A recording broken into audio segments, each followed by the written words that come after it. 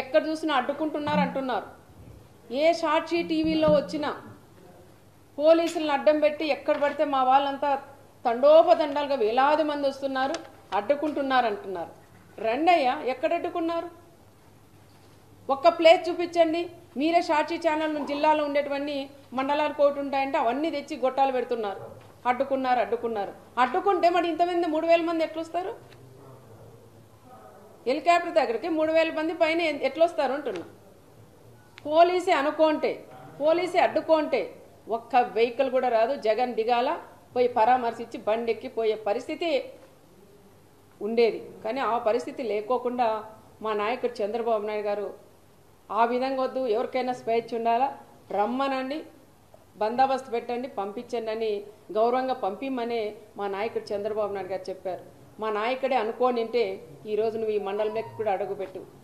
మా కార్యకర్తలు మేమే అనుకోనింటే ఈరోజు ఈ మండలంలోకి నువ్వు అడుగు పెట్టవని మరొక్కసారి పులివెందుల ఎమ్మెల్యే గారు కూడా నేను పేరుపైన కూడా నేను కూడా తెలియజేసుకుంటూ, పదే మీరు అనవసరంగా లేనివి ఉన్నట్టు సృష్టించి మాట్లాడడం కూడా అది కరెక్ట్ కాదు.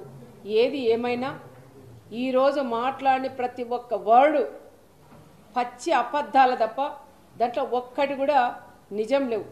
నేనే అన్న టీవీ ఆఫ్ చేయండి, ఎన్ని పచ్చి అబద్ధాలు. ఏదైనా కనీసం దాంట్లో నిజాలుంటే 1% అబద్ధం చెప్పినా 99% నిజాలన్నా ఉంటే చూడొచ్చు. కానీ 99% కూడా 100% కూడా అబద్ధాలు తప్ప దాంట్లో ఒక్కటి కూడా.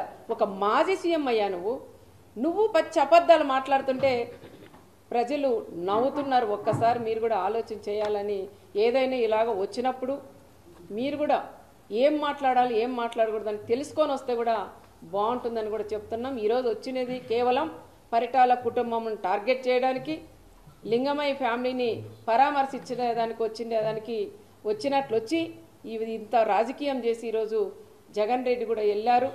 ఏది ఏమైనా మా కార్యకర్తలందరూ కూడా ధైర్యంగా ఉన్నాం.